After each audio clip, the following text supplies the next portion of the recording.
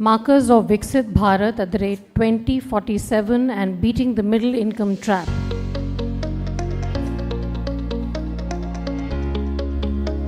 Please stay with us. We're starting the session shortly.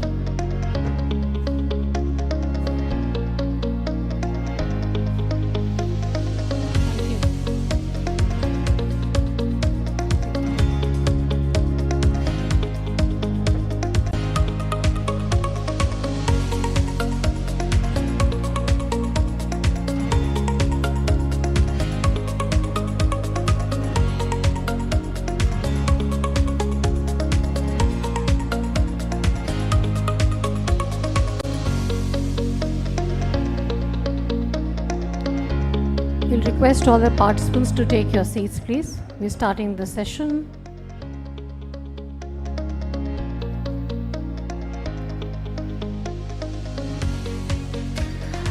Please join me in welcoming Dr. Naushad Forbes,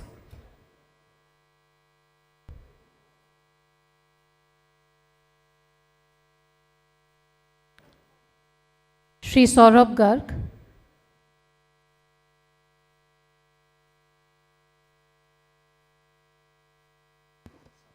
Dr. Indermeet Gill. May I now request Dr. Forbes to take over the conversation, please. Thank you.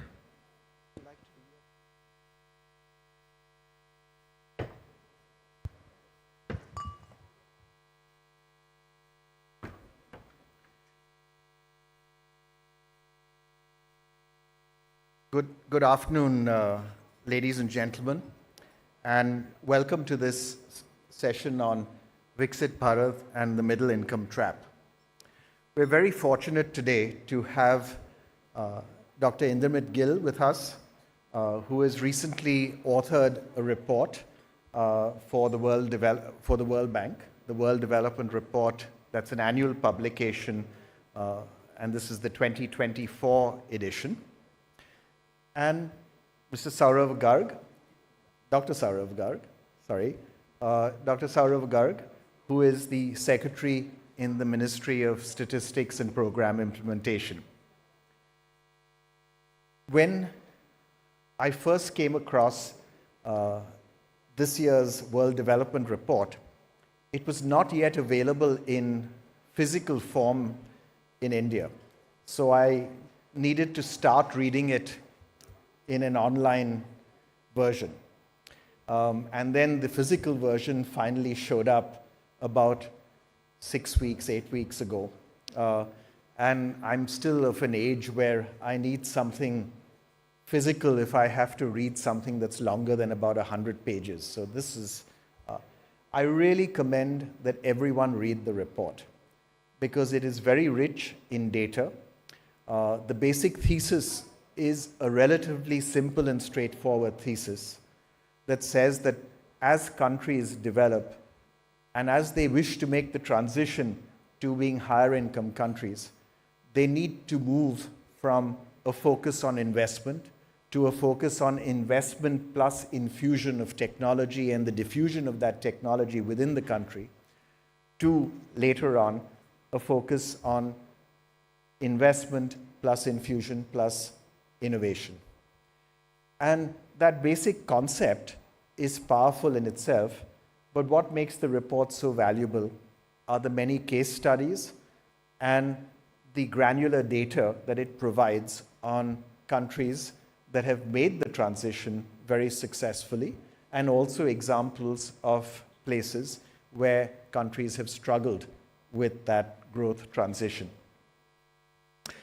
There was a second reaction that I had when I read the report, and I was just mentioning this when we were meeting before the session, which was, if we apply this concept and say the middle income trap to India, that do we need to worry about a middle income trap in India? My response was, I hope we are so lucky. And the reason my response was, I hope we are so lucky, is because our development model has been somewhat different to that of many countries that have become middle-income countries. Middle-income countries have generally got there by investments in low-wage, labor-intensive manufacturing. And the middle income trap comes from the struggle that countries have to transition to a higher income level, and therefore higher wages, which makes them less competitive in precisely the things that gives them their current income status. And that's why you need to then move to the next stage of innovation. That really is where we are not. We are at the stage at $2,500 per capita GDP of a lower middle income country. We are at the stage where much of that $2,500 comes from a service sector economy and an economy that's quite capital and skill intensive, certainly for our level of development. So I really look forward to hearing Indermit, to hearing Saurav's comments after that, and then we'll open it up for questions. Thank you very much. Over to you, Indermit. Thank you. Thank you very much, Naushad. I have a few slides that I wanted to show you, but there you go. There are the slides. I don't know if there's a. Do I have a clicker or do I just say next slide? Yeah? Okay. So next slide, please. I'm supposed to have a clicker, is it?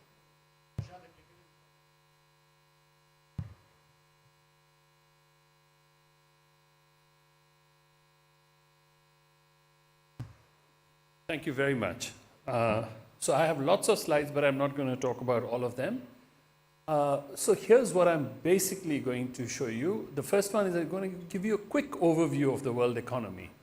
And essentially what's happening is that you're seeing slowing growth, you're seeing widening gaps between poor countries and the rich countries, and also between some of the rich countries and the middle income economies.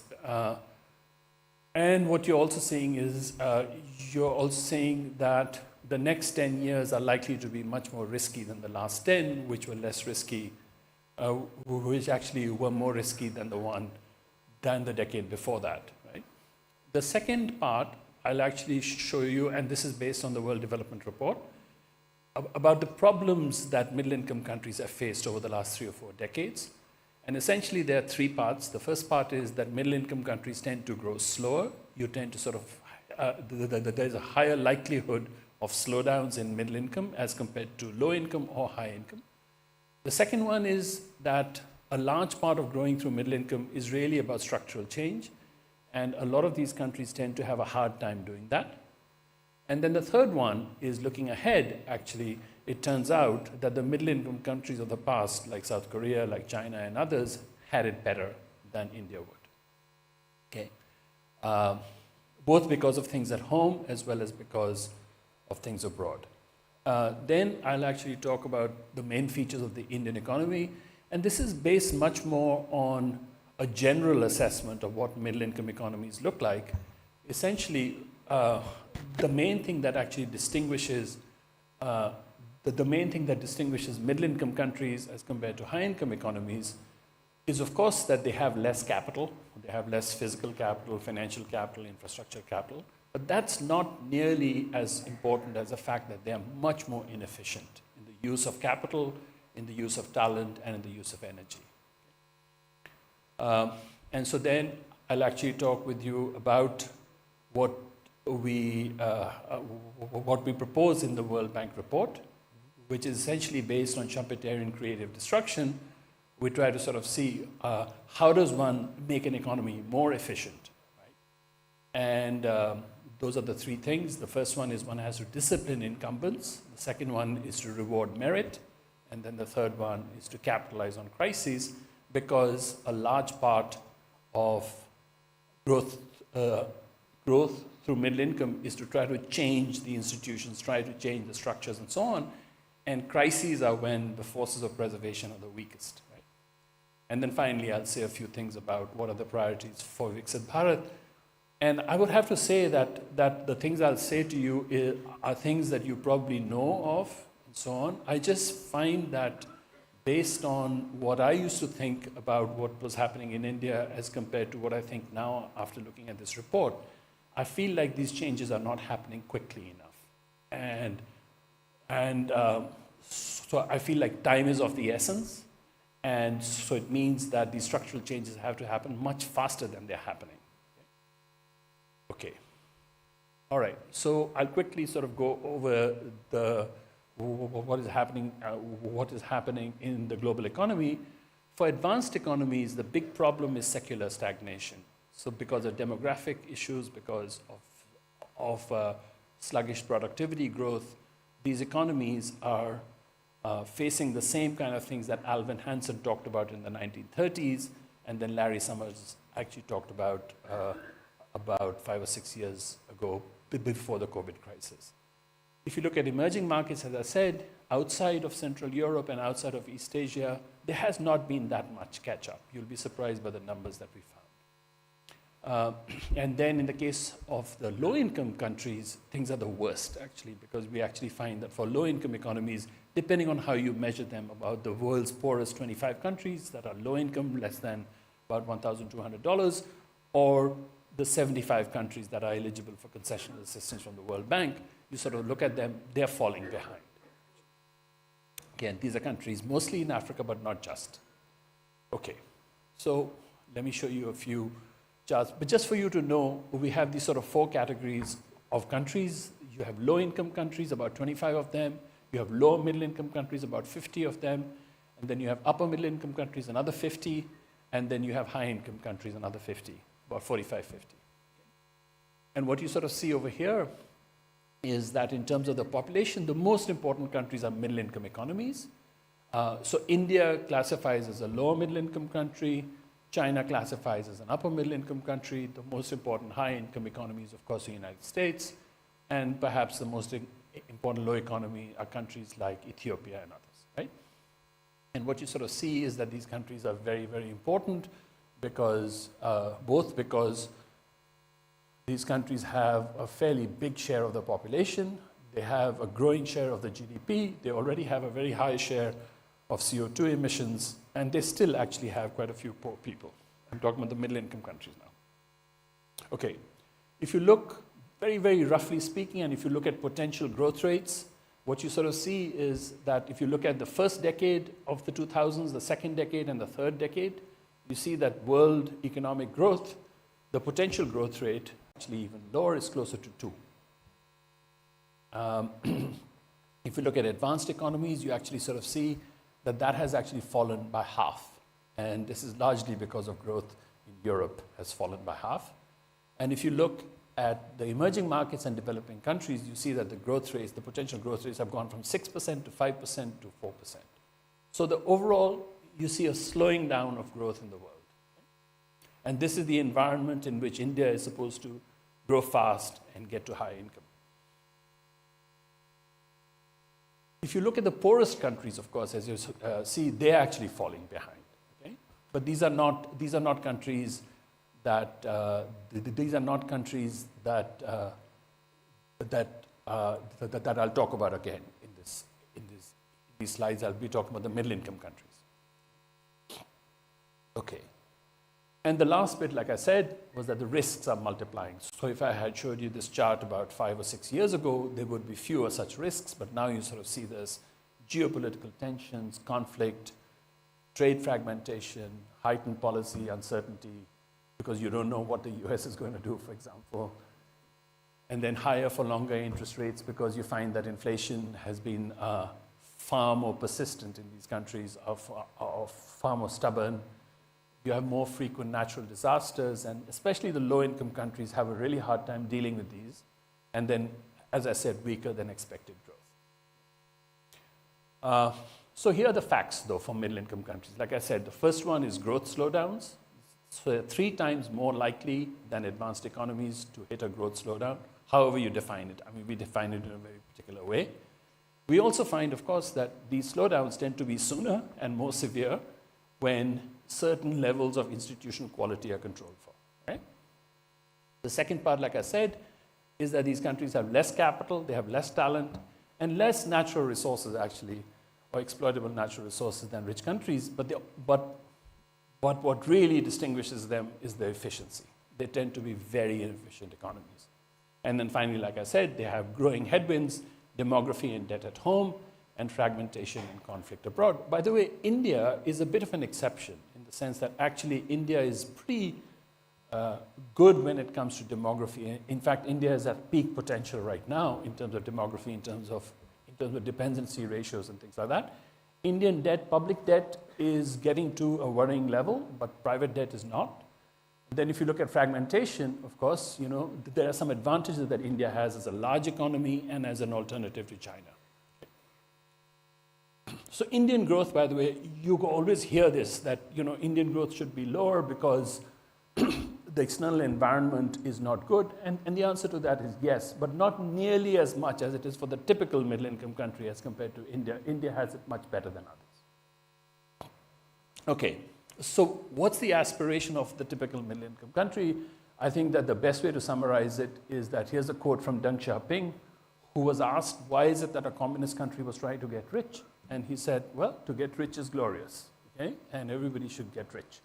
So there's no reason why middle-income countries like India shouldn't get rich either. Now, if you then look at, you say, well, what's happening? What's the facts around this? And take a look at that blue line there. That blue line, take a look at that blue line exactly. It's the middle-income countries excluding China, right? And take a look at the numbers for 1980 and look at the numbers for 2022. And there isn't any change. That's the first thing that strikes you, right? I mean, these countries are about, in dollar terms, about 5% that of US per capita incomes. This is US per capita income, not the typical, not the typical middle-income country. The typical middle-income country, but not the typical high-income country, right? It's just the US, which is the world leader in this case. And you sort of see that hasn't changed that much. It went up a bit and then it's come down, in fact. Okay? If you look at China, of course, because of China, these countries, it looks like they've gone from about 4% of GDP, 4% of US per capita income to about 8% of US per capita income. It's doubled, but without China, it has actually not changed at all. So it's not that easy to get rich. Okay? Now, then when you look at the numbers and say, well, how many economies got rich? You have about 34 countries that became high income from middle income, that went from middle income to high income during the last 34 years. And that's not a bad thing, right? But then when you start to look at two things, the first one is, what were the circumstances of these countries? The first one, of course, is that if you look at the circumstances, some of them just found oil, and they timed their reforms to coincide with high commodity prices. So that's the Saudi Arabias and so on. Then you've got another group of countries, the largest group of countries perhaps, is the European Union.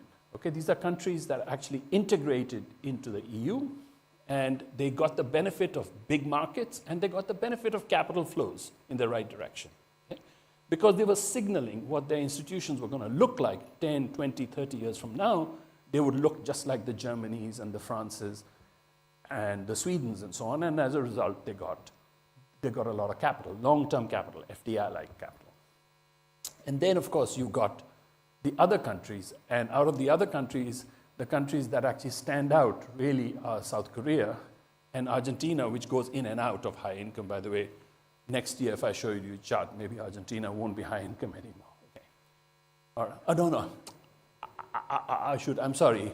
So Argentina is actually out already. That's Uruguay there, which actually does stay in there. Okay. But these are very small economies, by the way. They're often island economies or countries like Uruguay and Chile and so on, right? Small economies. If you add up all of these, they don't add up to the population of Pakistan. Okay? So this is just like as if Pakistan had become a high-income country over the last 34 years, it would be the equivalent of this. So that's the net sum achievement of the world. Pakistan became high income. Now, I know that you guys won't be happy with that, but I think that if you see the sum total of the achievement, it isn't that much. Now, here's a chart that actually has exercised Indians a lot, because when we did this very crude arithmetic, we plugged everything into a growth model, and we said, how long would it take for India to get, or how long would it take these countries to get to a quarter of US per capita income? Quarter, okay? And you sort of see over there, you have the Polands and so on. Of course, Poland is already, so Poland is already more than a quarter of US per capita income. So that green line is how long it would take for Poland to get to half of US per capita income. But then if you look at Indonesia and India, you sort of see that it would take 75 years for these two economies to get to US, to get to a quarter of US per capita income. By the way, a quarter of US per capita income is not bad. If you look at it today, it would be around $20,000, $21,000, okay? So that's well into what we would call a high-income economy in the World Bank. A high-income economy in the World Bank is anything above 15,000. It's a very frugal definition of high income. And so everybody sort of looks at this and says, oh, it's going to take 75 years to get to Viksit Bharat. But we are talking about the next 22 years, not the next 75 years in which we are trying to get to Viksit Bharat. And the answer, of course, is this is a good debate to have, but you need to specify the thresholds and all pretty well. And we try to sort of do that at the end. I'll show you a few slides. Okay. So like I said over here, much slower growth when you get to higher income. So this is the likelihood of growth slowdowns. They're about 40% when you get to a per capita income of between 5 and 25% of US per capita incomes. That's around the place where middle income countries are. High income countries are generally about 25% to about 100% of US per capita income. And you sort of see over there that the likelihood of growth slowdown, growth may come down, but the likelihood of a sudden decline in growth is actually much higher in middle income as compared to high income economies. And here's the other chart. This is a chart that you should really think about carefully. This is GDP per worker relative to US GDP per worker, right? And if you sort of look at this, that's a red line there, right? So, and then what we calculated was we did our best estimates of physical and human capital and infrastructure capital and so on, and try to sort of see what share does the typical middle income country have as a share of the US, okay? And that's roughly 2/3. So basically what this chart is saying is that if the US, if the typical middle income country were as efficient as that of the US, it would have a per capita income that would be close to 70% that of the US. Okay? So it would be more than $50,000. In fact, it is less than 21%. Okay? It's less than, in fact, it's less than a quarter, right? That gap, of that 50 percentage point gap, is in a sense the crudest measure of the inefficiency of the typical middle income economy. The inefficiency with which it combines capital and labor and talent and energy. Okay? That's how much more inefficient it is. You can call this productivity or total factor productivity or whatever. I think the best term for this is just efficiency. Okay. Now, the last point I wanted to sort of say was, so these countries have had, they have a greater likelihood of slowing down. They appear to have a tough time improving their structures and making them more efficient. And now there's a third strike against them. What's happening is that if you sort of see, richer economies are now more protectionist, and actually that has resulted in countries like India and others also becoming more protectionist. Okay? Brazil, India, China, and others are also quite protectionist. All the countries above that line tend to be relatively more protectionist than the others. And if you look at the ones above the line, they tend to be the G20 economies. So the culprits for protectionism is not just the United States, it's also the Indias and the other G20 countries. Okay? So these are large economies. So that's about what? About 30, 40 countries there, right? Including the EU and so on. Then you've got another 150 countries. So just think of those 150 countries. These are smaller economies, the smaller developing economies usually. And these economies tend to require a less fragmented international environment, they're the ones who are going to have a really hard time. The other thing, of course, is that we have record levels of debt in the advanced economies and emerging markets, as well as in low-income countries. So for both these reasons, things are not going to look as good in the future for these countries as they are. So that's the setting in which India is trying to get to high income. This is not the ideal time, in a sense, to try to sort of do this. Korea had a great time. Even China, actually, from 2000 to 2018 or so, actually had a great, and China made the most of it. By the way, China's growth rates were much higher than what India's were. India's are right now. When China was at the when China was at the same per capita income level as India, right? Okay. So here's a chart that I want to sort of say is that, is really about these sort of three things. The first one is capital use. And I think a big problem here is that unproductive firms tend to stay in business, and less productive firms tend not to leave or tend not to have to shut down as much as they do as compared to, let's say, the US. The second one is talent allocation, and I think the biggest inefficiency here is that women are kept out of rewarding work. So in the sense, the economy is not very good at allocating talent to task. Okay? And then the third thing is that while there's a lot of obsession about renewable energy and so on, actually the big problem is energy efficiency. Okay? And so energy to output ratios, emissions to energy units and so on are very, very high in India. That's the problem that India really has. Shouldn't be about trying to sort of get people to buy electricity generated by renewables, by solar and so on. It should actually be just try to sort of make sure that energy inputs per output unit are brought down through efficiency, okay? Whatever that means. Oops. Okay. So inefficient use of capital. I'll just show you a few slides on this one. So this is basically the age of firms on this side and the employment relative to firms that are less than 5 years of age. So if you look at the lowest line there, that is India.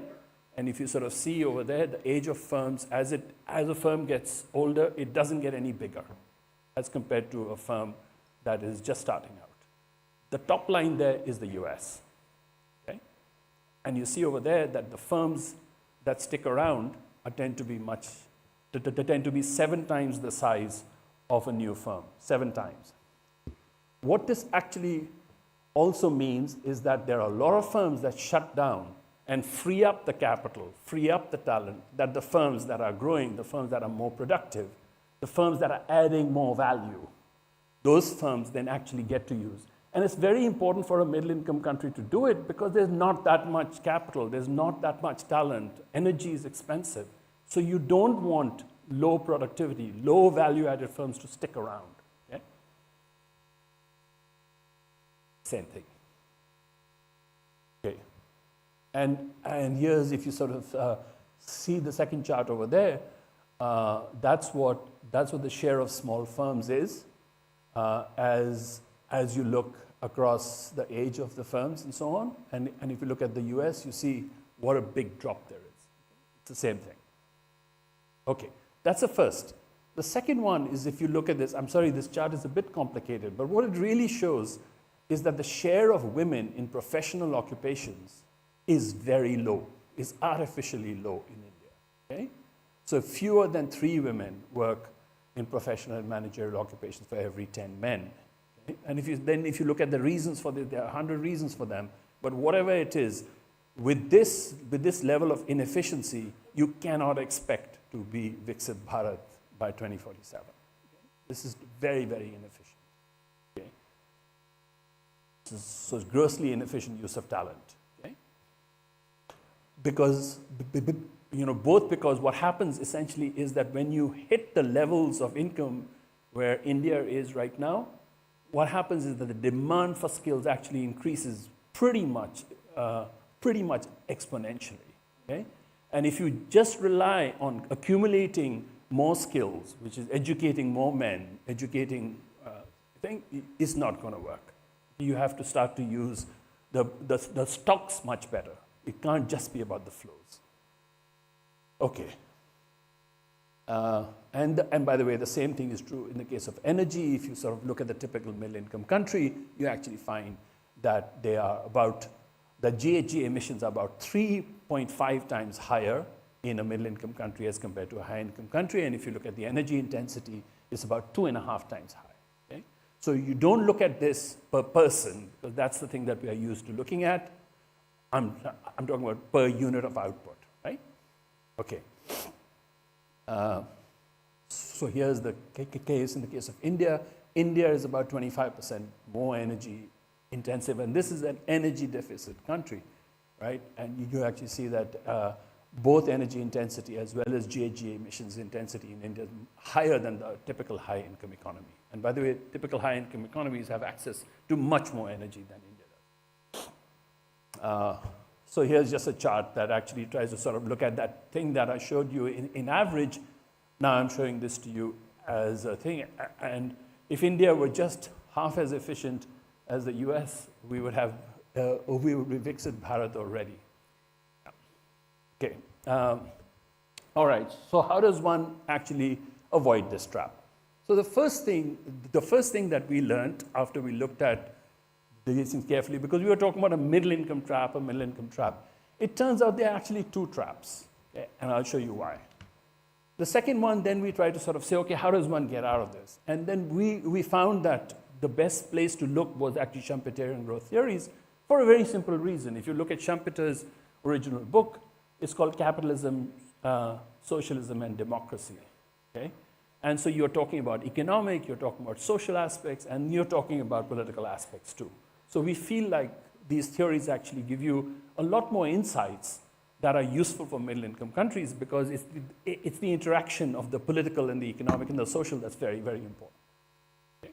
And then we come to the sort of the three sort of things that we distilled from there is basically what we said was essentially what countries like India have to do is to not vilify incumbents, large firms and so on, but to somehow to find ways to discipline them, because the incumbents are as important for innovation, for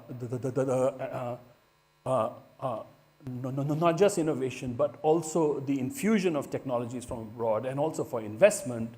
Big firms are very, very important. In fact, India has a deficit of big firms. So one shouldn't be vilifying big firms, one should be wanting more firms to be big.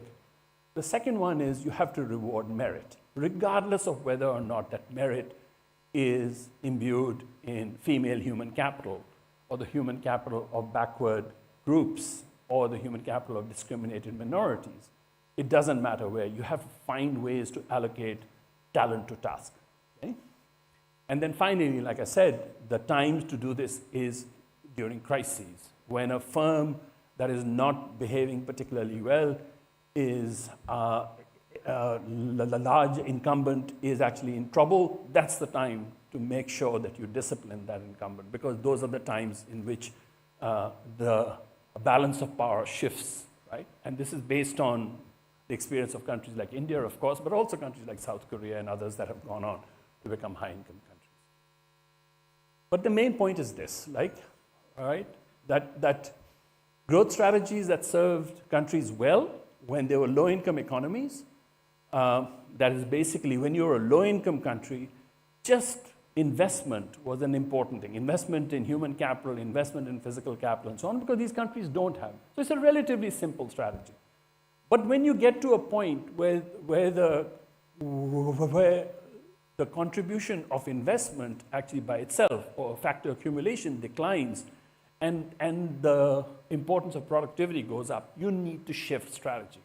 And what we say over there is, the main thing that we say is you have to first make that shift from investment to investment plus bringing in new technologies. Why? Why do you want to bring in new technologies? Because like I said, these economies are inefficient. But there are other countries that have figured out how to become more efficient. So you need to learn from them and bring in those technologies. It's not enough to import them. It's also important to diffuse them across. Like, for example, the kind of things that India did in terms of digital technologies. Perfect example of doing that, right? It should be done in everything. And then finally, as you get closer and closer to the frontier, you actually find that it becomes very important for you to start to invest in innovation, because you have to figure out things by yourself now. You have gotten your economy to a point whereas the, the rewards to learning from others actually diminishes. It becomes harder and harder to become more efficient just by learning from others. You have to figure some of these things out. And this is just a summary of that. We try to map it very, very crudely to whether or not how these strategies map to those income levels. Low income, mostly investment. Low middle income, investment plus infusion.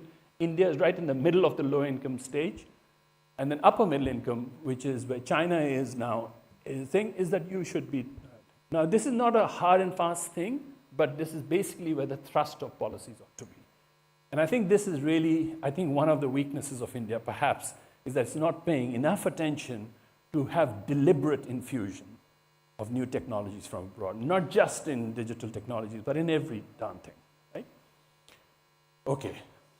And if you sort of look at the strategy there, by the way, is another term from Deng Xiaoping when he was asked to explain what is China's strategy. China's strategy is reform and opening up.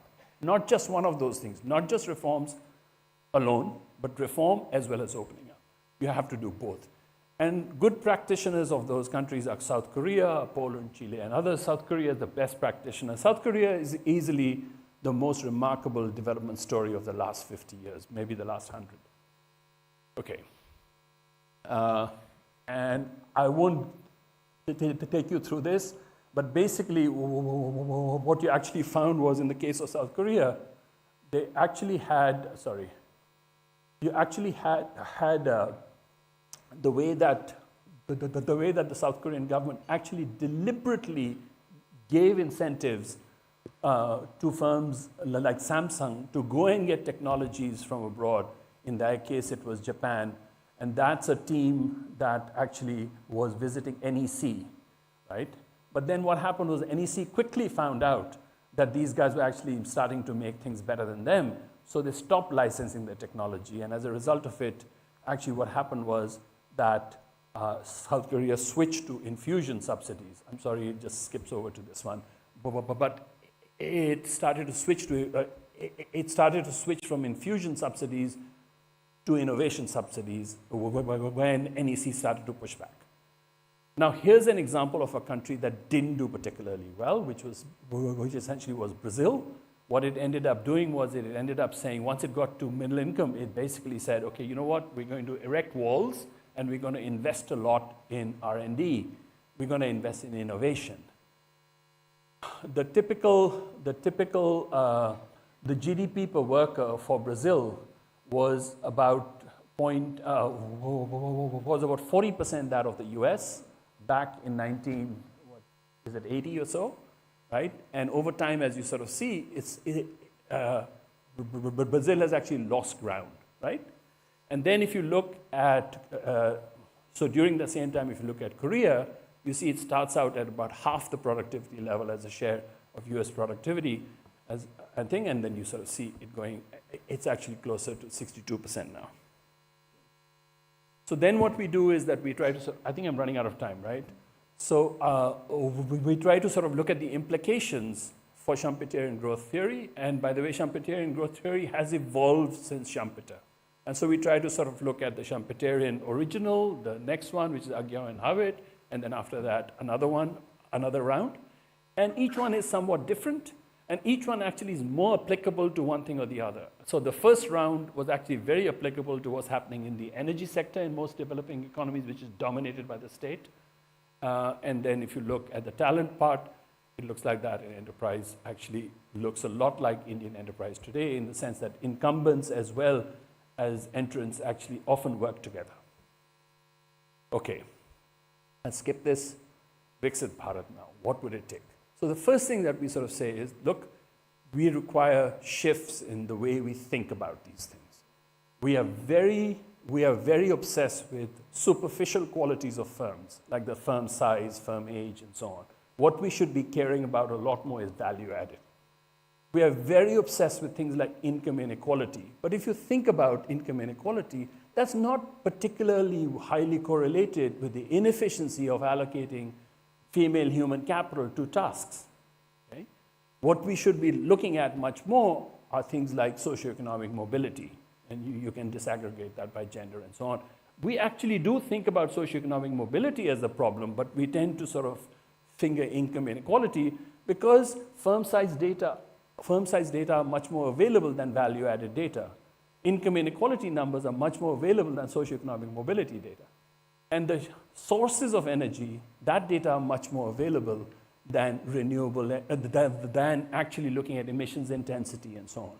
So one of the things that Saurabh's group has to do is to make sure that the private sector is not flying blind. It should be actually, that it should be supplying, or it should be encouraging the collection and the release of data, timely data, so that the private sector, so that households and others can make decisions based on this. Okay?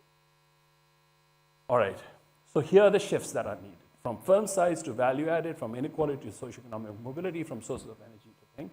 I could just stop over here and I can share the slides with you, but the rest of the slides, we try to sort of look at Indian data and we see, is it that incumbents are very bad? And we find the answer is absolutely not. Sometimes, for example, in the case of Geo, 4G Geo towers and so on, without this, you could not have had the digital revolution. Then if you look, again, if you look at, so here are firms like TCS and Infosys and others, and you sort of see that they actually do invest young. Even when they're young, they actually invested a lot in R&D to become market leaders. And then we try to sort of look to see how much of a bang do you get if you remove some of these distortions that actually keep firms small. So all of these are in the case of India, by the way. And then in the case of this, there's just one chart I wanted to show you, Naushad, and then I'll stop. Sometimes we talk about things like firms and so on, and we think that that's where most of the gains will come from. So here is a study that was done by 5 people. This is not done at the World Bank, but what they looked at was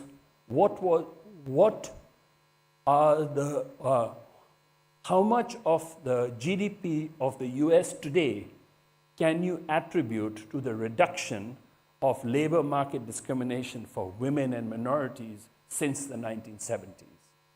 Okay?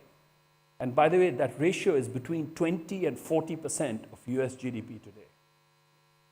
So if you look, for example, in the 1970s, 94% of doctors and lawyers were white men.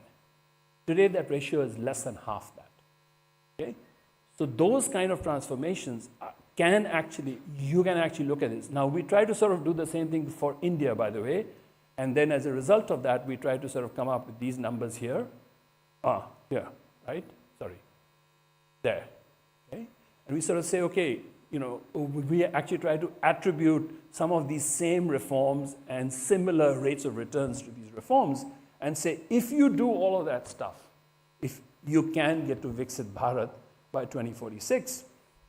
But even when India gets to high income at that point, you have to remember that it'll still have a per capita income that would be less than 20%, less than a fifth of that of the US. So there's a lot of inefficiency that needs to be covered. So I think that the 2 or 3 things that we did want to say were right over here. I'm sorry, I'll just go back to the last, to my first slide once again, and then I'll stop, which is, sorry. I thought that I had the summary slide, but I don't.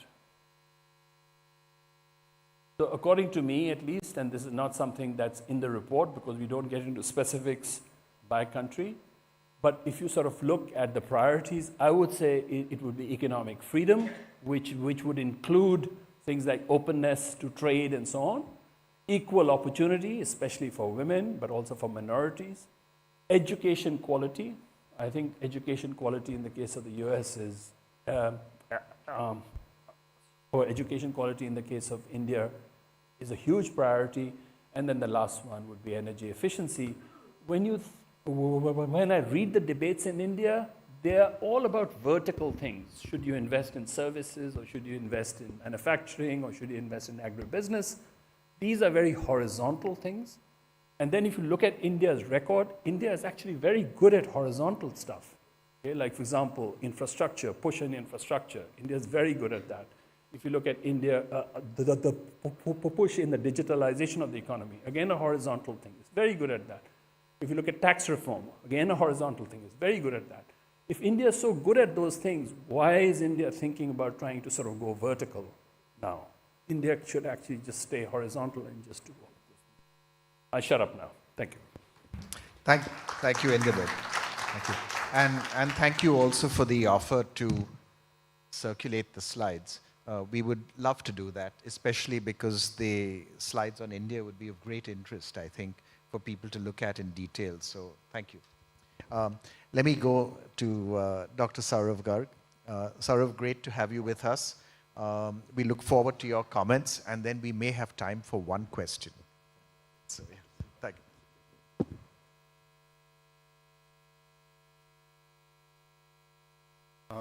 Thank you, Naushad.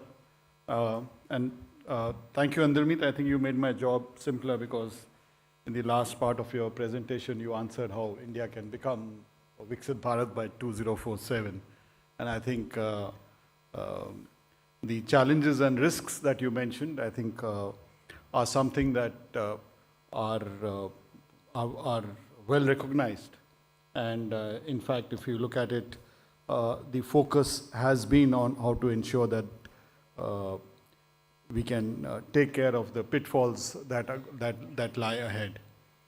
I'll just focus on a few of the issues and give some of the examples of what's being done. Not to say that what the challenges are in any case less important. But just one thing which I would want to mention, you mentioned about how over the past 50 years, the middle income has been the same at around 4 to 5% of the American income levels. But if you look at it more in terms of the absolute, and if you look at what India was, let's say 50 years back, and where we are, we have universal access to electricity now. We have universal access to drinking water, 80% are tap coverage. We have universal access to banking facilities, which was not there, through correspondent banks. We have universal access to sanitation, 12 crore toilets under this. We have universal access to clean fuel, the kind of 10 crore or more LPG cylinders. And the poverty that we had 50 years back, even though it might still be at 5% of the US GDP, we are now at single digits at any kind of multidimensional poverty index. The Gini coefficient, we are in fact reducing the Gini coefficient if you look at it. So the inequalities are reducing. So one is obviously we need to look at it in a relative manner, but we need to be assured that what is the actual absolute changes that are happening. And it is precisely because of, I think, the kind of work that the World Bank and your researchers are doing is the kind of focus that you see on the roadmap for the Viksit Bharat 2047. And what does it mean? We're talking of a GER, the gross enrollment ratio. If it's primary education, we are already at 100%. We're talking of the higher education, which is around 30%, to rise to by 50% by 2035, which is what the new education policy is talking about. And as a corollary to that is the fact that the focus on skills, which is what the WDR focuses a lot on in terms of talent when you talk about. And I won't go into the individual programs or the initiatives, but I think the fact remains that whether you call the Pradhan Mantri Kaushal Vikas Yojana, or you look at even the PM internships program, which has just started recently, the focus is there that the demographic profile, which is attractive to us, we are able to harness it more effectively. Female labor participation rate is something which is actively engaging, I think, all policymakers. And if you look at the kind of interventions that have been done, and if you see the changes, About less than 10 years back, it was somewhere around 18, 19%. We have reached nearly 40%. In 10 years, it's doubled. And that's the focus that you have in the recent budget. You had focus on working women's hostels, you had focuses on creches, you had focus amendments to the Maternity Benefits Act, and a host of other areas on safety of women to ensure that female labor participation, which you very rightly mentioned as one of the areas, that's a major focus. I don't know, land as a factor you probably mentioned, but we must realize that we have now 95% of the land is computerized in terms of the land records. And that's the first step. And why I'm saying the first step? Because the digital DPI, which has become so prevalent, the first step was ensuring that everyone has Aadhaar. I'm slightly partial to Aadhaar, having been CEO of UIDAI, but the fact remains that the digital transformation that we are seeing today is over a period of 10 to 12 years. 2009 is the first Aadhaar, and we are into 2024. And we are talking of UPI, we are talking of DigiLocker, we are talking of BharatNet and DigiYatra and broadband access. And why we are able to do it is because of the building blocks having been there. And it is in that context I would also mention that the focus on innovation, which is in terms of, for example, last year was the first year that we crossed 1 lakh patents in any 1 year. And I think that's a very big, good harbinger for future. There are 1,580 global capability centers now in India operating, which is again the focus of innovation and infusion of technology. So I really don't want to talk about all the measures, but there are 2 or 3 things which I would just mention what has already been done to telescope the time taken internationally or what the middle income countries you were mentioned. First is on banking access, that we had universal access to bank accounts in a period of 7 years, where globally that has been traditionally, I think it's 40 or 48 years, I'm forgetting the exact number. So we could do it in 7 years. The second I would want to also mention, which was there, that how do you take care of incumbents? I think all of us are aware about even a decade back of the state electricity boards. I think all of them have been dismantled, and you have private in terms of distribution and transmission that there is. And in energy, for example, green hydrogen, there's a green hydrogen mission which talks of 5 million MT per annum by 2030. So the point I'm just trying to say, it's good to be aware of what are the pitfalls of the journey ahead, but I think it's equally necessary to be aware of what we are capable of doing, as long as there is as long as there's a clear focus, a clear path, and the forward-looking vision is there. Just one you talked of investment, infusion, and innovation. One which I suppose underlines all of this is institutions, which is very necessary. And I think you mentioned somewhere on the regulatory changes that are required. And I would just like to highlight some over the past few decades that we've had. We didn't have a real estate regulator. We have now. We didn't have the insolvency and bankruptcy code, which is still improving, and I think there have been a lot of changes, but it's there. We didn't have the GST as a system. It's there. We didn't have an International Financial Services Centers Authority. It is there. We didn't have a pension fund regulatory authority. We didn't have an insurance regulatory authority. And we didn't have a competition commission. So these are the institutional changes, and I think these are extremely important building blocks for ensuring that we reach a middle income status from where we are. And I think, I'm sure that there are 2 ways of looking at it. I'm looking at the glass being half full, but I'm very optimistic of the kind of changes that we are capable of and have shown if you look at the kind of changes that we have done. And I just gave you a few examples of that.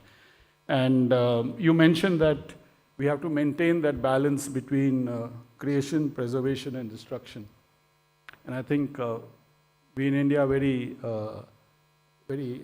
used to that balance between Brahma, Vishnu, and Shiva. So I'm sure it's not something we'll not be able to do. We know that this is there. But I think what is equally important is to have a strong diaspora like you who keep bringing what needs to be done. And I think that's the strength collectively of both people living within the country and outside. And I'm sure 10, 20 years later when we sit down, we'll be remarking on I hope we'll be remarking on how we've been able to achieve this. And why I say that, I think just to add, I met Indermeet for the first time more than 20 years back. In 2008, Indermeet was doing the WDR on economic geography. I'm meeting him again, 25 years later, on a WDR of middle income. And I'm sure the WDR on economic geography has shown how India was able to tackle the challenges of economic geography. And I hope both of us are there 25 years later to talk of how India handled the challenges of a middle-income country. Thank you. Thank you for inviting me. Thank you very much, Saurav, and thank you also for pointing out that Indermeet is part of the infusion that is recommended. Okay, we will take just one.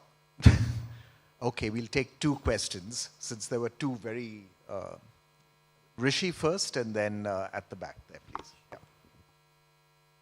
And request is please a question, not a comment. I have a very pointed question. Yeah. So you said that there should be an emphasis on horizontal rather than vertical. But one thing driving the productivity numbers is your industry or product mix. So I'm just wondering, particularly when you look at the PLI scheme, it's trying to change the mix, which also has an impact on the productivity numbers, just not age and size and so on. So would you have any comment on that? Okay, and we'll take the second question, and then I'll come to both Indermeet and Saurav. Sir, I'm serial innovators. I want to validate my sparking ideas which come out from the discussion, like middle class income by saving their energy cost, saving healthcare costs, saving education cost. So what kind of programs and solution can offer by creating some yearly based event, timely based event, and corporate, SME, MSME, increase the productivity through technology, and also sometimes we can create the, allow the employee to do, my company earlier employee to do 8 hours job, but now using the technology, their work is reduced to 4 hours. So can you allow the employee to work part-time, like, they work 4 hours here, 4 hours other company. So can we, as a, this question both to collaborate with Mr. Gill and Gaur, because I have something idea from your PowerPoint, and sir, we start something like, yearly based event program, where, how, currently if we see about, we release the movie, So but, the okay, sure. question, the question So, is, yes. the question is, can we Create an use event. technology? Can we create a yearly event, like, how the Swachh Bharat Abhiyan, technology adoption by MSME actually, if there is an entire movement we created, then people will get affected, how the infusion and innovation. Okay. Go first. No, I think that the general thing that we've learned is that there's been a lot of work that is being done in the world that includes countries like India and so on, where they're using newer methods to answer some of the questions that I was talking about. But the thing that these new theories are actually much more demanding about high quality data. So that's the thing I wanted to tell Saurabh, is that India's data quality is seen as not improving quickly enough as compared to the complexity of its economy. So I think that's a very, very important part, because you want to, because what happens is that poor data actually leads to really bad policies. Good theory is much better than poor data. So if you have poor data, then you just stick with the theories. Now, the second point on this one about productivity-linked incentives and so on, you're right. I think it's a step in the right direction. But once again, you need to make sure that you look at the value-added effects of these things. And right now, I think India is failing that. You know, India can't even agree on, we don't even agree on what our female labor force participation is. You don't have those debates. You don't see those kind of debates in the US and so on, where people are arguing for female labor force participation rates. Or in China even, it's supposed to be 68.7. And people agree on that. Here, I get one, sometimes I say, you know, it's 18, somebody else is saying it's 21, somebody is saying it's 42, you know? So I think we need to agree on these things. Now, the other thing is that the way that we are using these definitions, it's very important to actually try to sort of see what policy discussion are you trying to inform with those numbers? If you're including unpaid family work and so on, is that really addressing the issue about allocation of talent to task of women? Maybe it is, I don't know. You know, but those are the sort of, I mean, you have to look at the policy question first and then say, are we supplying the data for that? Are we doing it in a timely way, a transparent way, and so on? I know this is a difficult thing to do, Saurabh. I know it is difficult. But I think for a more complex economy like India, it is absolutely essential. Two things. I'll respond to Indermeet's comment on the data, but just to say that no doubt that flexibility on labors, like you mentioned about the working hours and gig workers, I think is an example of that. In fact, the Maternity Benefits Act amendment allows work from home for women, keeping that in view. And on productivity linked, I just can't agree more than what you've mentioned. But just to talk about data, because that's something that in the Ministry of Statistics, that's what we produce.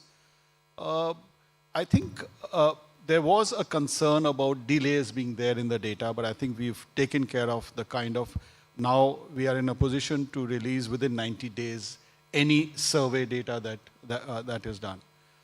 We have the PLFS, the labor force data, which is out, we put it out on the portals, and it's for everyone to see and comment about it, and we'll be very happy to discuss if there are any issues around that. I think the depth and the width of the surveys that we do, whether it's in terms of the CPI inflation numbers, whether it's the employment or unemployment numbers, whether it's the GDP growth numbers, I think credibility of the data that we bring out, I would think that I've had discussions with a lot of forecasters, with a lot of economists, and we keep having these data user conferences to get feedback on what is it that you feel that where our data can be improved, and what is the new data gap that is required and we would like to fill. In fact, I would like to take this forum to invite from industry. For example, we do an annual survey of industries, which gives a lot of feedback on the kind of products that are made, what is the geographical distribution, what is the labor force, what are the skill levels. And we had a interaction with 73 of the odd industry associations just to inform them about this. So we would be very happy to get feedback from industry if they feel that there is some data gap which would help them to make decisions. And the data that we put out is anonymized. So it's across about 100,000 industries we poll and get the annual survey of industries. In a couple of weeks, we'll have the annual survey of the unincorporated sector enterprises, where more than 4 lakh enterprises across the country, we survey them and put out the data which helps. So I think data is a major focus of the government, and that's entirely the focus of my ministry and we'll be very happy to engage in a dialogue to ensure that the accuracy, the credibility, and the robustness of the data that we are bringing out is so much clearer. Absolutely. I just want to quickly respond. One second, Nashul, sorry. You know, the thing is, as an Indian living abroad, I am very, very grateful to both the Indian government as well as Indian entrepreneurs for doing so many things that have resulted in every Indian being much more respected and listened to abroad. You know, because earlier I would go to some country and I would tell them to do something and they would look at me, where are you from? and I'm from India, they would, think, they would not say usually, but they would think, oh, go back to India and fix the problems back home. They don't think like that anymore. I do agree. The problem sort of again is, when you look at these things and you sort of say, how difficult is it for countries like India to actually get to high income?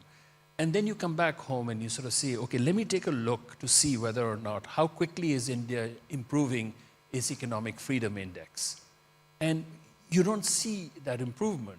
Or it's there, but it's not, it's relatively slow. Then you look at Vietnam and you say, Vietnam is doing it so much more quickly. And as a result, it's taking a big share of this pie that is supposed to be coming to countries like India and all also. So it's not so much about, I completely agree with you, lots of good things being done, just not adequately, I think it's just the pace of it. So without trying to sound too impatient or too ungrateful, that's what it is. So we could obviously continue this for some time, but we're completely out of time. But by the way, on the data, we'll talk because I think GST data, properly anonymized, could be hugely rich and real time almost in terms of, I can just tell you, we are working on that. Great, because that will be so powerful. And by the way, it's something that we will then have knowledge of the Indian economy, which very few other economies will have. Like the US it will not be able to do it because you'll have value added at geographically, by product group, almost you can cut it almost any way and, Sorry to add, but what we are working on is getting to a state, we bring out GDP at the national level, we bring out GSDP, the state level. What we are working on, how to bring district DDP. Yeah, exactly. So that's the level of granularity. It'll be fabulous. Yeah, thank you. So, all that remains for me to do is to say thank you very much to both Indermit and Saurav for being here, for your comments, for your very rich presentation. We will happily circulate the presentation. So just give Amita, who's sitting there, or anyone that you see from CI, your card, and we'll get you the presentation. Yeah? We really appreciate your being with us, really appreciate your presence as well, and your great interest. I'm sorry we didn't have much more time for discussion. Next time we'll allow 2 hours for the session. Thank you very much. Thank you, panelists. May I now request Dr. Forbes to present a token of our appreciation to the speakers, please.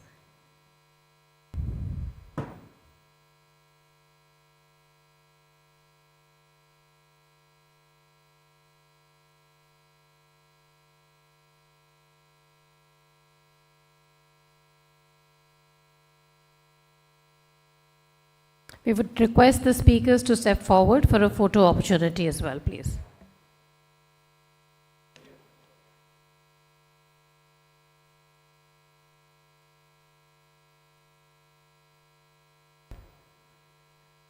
Thank you, ladies and gentlemen. With this, we will close this session. However, please join us for the last session at the Bar Hall,